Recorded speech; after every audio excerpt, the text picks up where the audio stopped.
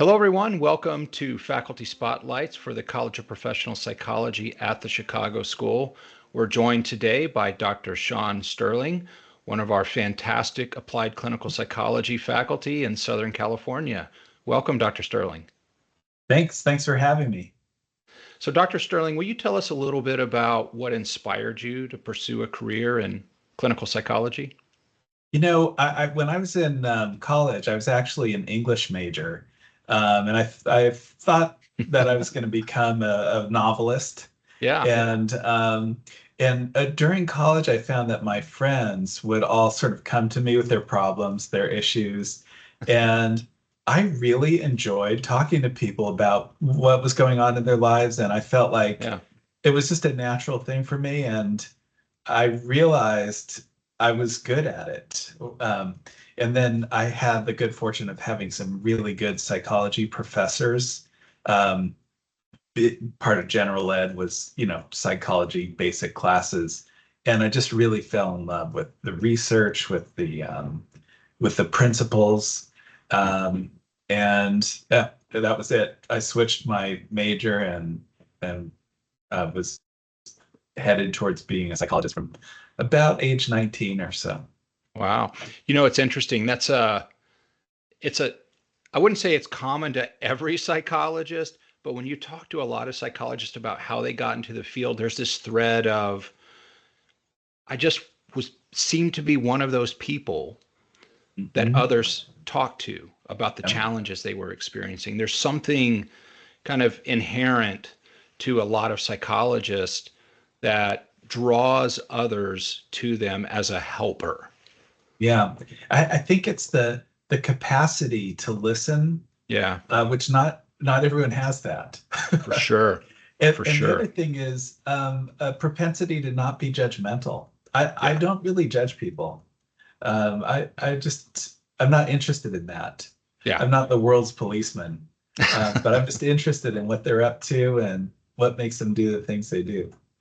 Yeah, that's another great point is the idea of what does it mean to be a good listener? And I do think it's much rarer than people appreciate, Yeah. right? A lot of people like to hear other people's problems, but they're in a process of doing something with that hearing that doesn't encapsulate what it means to be a good listener, right? Right.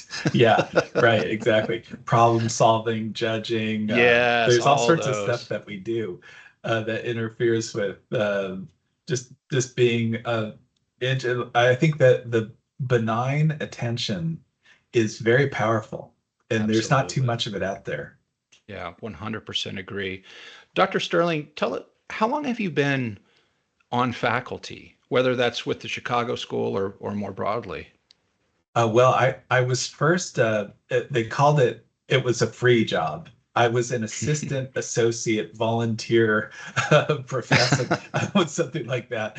There were a lot of precursors behind the word professor Yeah. at the State University of New York during my internship year. And it really didn't carry much teaching responsibilities, but that was 1995, so, or 96, so about 30 years ago. Yeah. But actually, when I really started teaching was 1999, um, where I taught multivariate statistics at back then it was called the California School of Professional Psychology in Los Yeah. Angeles. Yeah. Multivariate stats, that's everyone's favorite. Oh, everyone loves to learn that. Yeah. So suffice it to say, you've been working with students for quite a while, more Yeah. 2.5 decades, effectively, right? Tell us a little bit about what it is that you enjoy most when it comes to working with students. I mean, I think students keep me interested. It's easy to get complacent and to feel like you know it all, and to get bored actually in Yeah. the field. Over many years, it's super exciting to be a therapist for at least a decade, but the stories do get kind of repetitive, and you see these patterns, and Yes. then to relate that to people new to the field, there's something just that makes me feel very enthusiastic about the whole Yeah. endeavor all over again. So it's super refreshing to me. to Yeah. talk to students and tell them my stories, and then to see them get interested.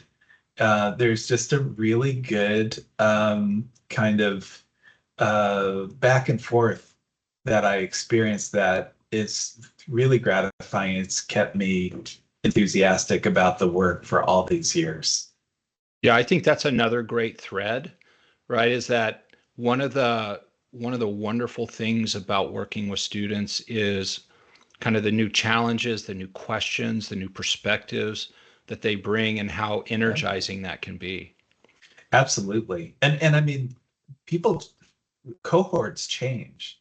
Yeah. And so I had Generationally, right? they really do. And I had a student ask me, he said, well, you've been teaching for a long time. What's changed about students?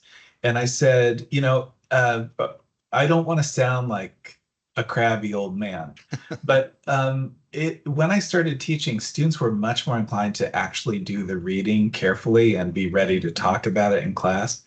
But people learn so much differently now. They Yeah, watch videos and they get more involved, and they're just not, I think our brains are actually getting kind of rewired so I think that so it's too. hard for us to sit down and read a book and take notes on it and be ready to discuss it.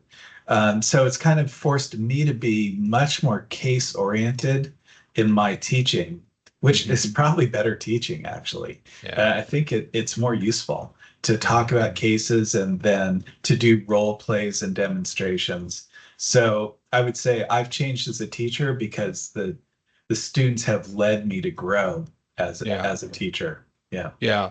And it's really cool and interesting that's led you to kind of a didactic strategy that may actually be more effective. I know Yeah. when I when I sat in grad school, I was so overwhelmed and just so grateful to be there that it was, especially early on, it was a lot more passive learning. I just Mhm. sat and tried to absorb what the faculty member was talking about. It wasn't as interactive and engaging as I think the classroom has become these days. I agree with you. That was my experience too. But really, when I reflect on it, when I was in grad school, there were whole classes where I really didn't learn much of anything. Yeah, But then there were some that I learned a lot, and it was always because the teacher was more talking about cases and less yeah, talking about books. yeah. So that's really influenced me as a teacher over the years. A little closer to real world Yeah, applications makes a big exactly. difference. Yeah, Yeah, yeah. Yeah, I think I read something that Harvard Business School is almost entirely case focused. yeah. So, and I that really grabbed my attention because I felt like I'm not particularly interested or good at business, Hmm. but I would be interested in one of those classes just to see, Yeah. how do people solve problems in their businesses? And anyway, That's a good so point. yeah, I think that business is interests me. probably business higher ed has been kind of ahead of the curve in that, right? They've been a very case study oriented for a long time. Yeah, I think so. Yeah. Yeah. Is there, as you think about the students that you've taught over the years and maybe more specifically with the applied clinical psychology program, is there something kind of a key skill or a key lesson that you hope every student comes away from the program with? I mean, yes, there are a few things. I would say that the main thing though is non-judgmental awareness of yourself Yeah. in the relationship and of your patient. And that so sort of, I guess, uh, I really focus on self-disclosure as long as people are comfortable with it. In graduate school, I self-disclose a lot, and my feeling is our job description is to be mature in a relationship, which Yeah. means self-aware, not inclined to act out, and having access to our capacity to love people, even if they are imperfect. Yeah. Yeah. Yeah. Yeah. That non-judgmental is non-judgmental orientation is so, so important. And I think it's one of the tougher but more critical lessons for a helping profession like a clinical psychologist to learn. Exactly. And you don't learn it from a PowerPoint. So No. that's how I often tell my students, really what you're learning in grad school, if you're lucky, is you're learning from the demeanor of the professor who hopefully has done a lot of work on themselves and Yeah. has grown as a person. Um, and it is subtle and it's very hard to put into words, but you know a wise person when you meet them, and this time spent with them makes you grow up too. Yeah, for sure. Yeah, the this image of a mirror pops into my head as you're talking, and I think that's one of the big tasks of going through a doctoral degree in clinical psychology is long, deep looks in the mirror, honest Yes. looks into the mirror. Because if you can't understand yourself and your own history and how that influences your perspective on the world, it's going to be really hard to sit with another person in a non-judgmental way. I totally agree with you. I Yeah. completely agree with you. Even though it's so hard to quantify that, it's not like we have a class called self-awareness.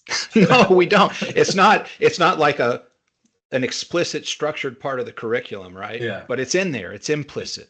it is. Yeah. Yeah. Yeah. What advice would you give for students, prospective students who are out there right now, looking at the possibility of entering a doctoral program like the applied clinical program? Well, I heavily encourage it. If people are interested, I just feel like compared to when I got my doctorate, Hmm. things have gotten a lot better in the marketplace for psychologists. So there's a job waiting for you. Almost everyone I know who's come through our program and got licensed is doing Hmm. pretty well. And by doing well, I mean they're middle class. And no one's getting rich as a psychologist, Yeah. but you can support a family. You can do incredibly meaningful work. It's interesting every day. And at the end of the long day, you can be proud of what you've done. Yeah. So I'm a huge proponent of becoming a psychologist if you're interested You're and right. and you like people. Yeah, but as far as applied clinical goes, the strength that we have is we import the master's degree whole. And there are a lot of people out there who are practicing at the master's level who want to be able to independently diagnose mental disorders, and they Hmm. can't do it even though maybe they might be very sophisticated about diagnosis and treatment because they've been in the field for 20 years, but they're limited by Yeah. their scope of their license. And so to me, it's just a slam dunk good idea to come to applied clinical. And Yeah. yeah, we have a lot of we have people who are relatively fresh in the field who just got their master's and they went then right into applied clinical. And we do, though, have a lot of people who've worked in the field for 10 years or more. Yeah. So it makes for interesting class discussions. And my advice for developing professionals in general is just say yes to opportunities and be Yeah. effortful, and it pays off. Yeah, 100%. Getting a higher ed degree opens doors, Yeah, obviously, right? And at each level, the bachelor's degree opens doors for you, the master's degrees opens doors for you. But kind of to your point, the doctoral degree opens a lot of doors. There's a lot hmm, of diverse career opportunities from getting that doctoral degree that wouldn't be available at the master's or the bachelor's level for sure. absolutely. Yeah. Yeah. So we've covered a number of things. We've talked about why getting that doctoral degree is important and the kinds of things it can do from you moving from the master's level to the doctoral level. Based on your experience and your time in your role at the Chicago School, why do you think the Chicago School is a good place for students to pursue their doctoral degree? Well, I think um, I'll just talk mostly about applied clinical, even though Sure, I've yeah, had yeah. very nice interactions with the other departments. But applied clinical is its own thing. It's a postmaster's program. Until recently, we there was no competition. No one else was trying to do what we do. Now I guess there are other schools trying to get into the postmaster's space. But we've been doing this for many years, over a decade, and we're very good at it. We have this just a lot of support, a lot of training sites, and really good faculty. And I think at the end of the day, a school is good or bad based on the faculty. That's what it comes down to. Yeah. I'd rather sit in, I mean, our campuses are really nice, but I'd rather sit in a campus that wasn't particularly nice and have a good professor than vice versa. Yeah. So, and really, I mean, we hold on to our professors because it's a good culture. Yeah. People who support each other and like each other, um, and I feel like we're all really on board with the mission at the Chicago School to provide this high level clinical education to a diverse student population. Yeah, I think that the culture of a program is set by the faculty, and Yeah, a great group of core faculty and supporting adjunct faculty can make all the difference in the student experience. And I think the applied clinical program um, has that base well covered. yeah, yeah, I think so. Well, Dr. Sterling, thanks so much for joining us today. Okay, thanks for having me. It's my pleasure.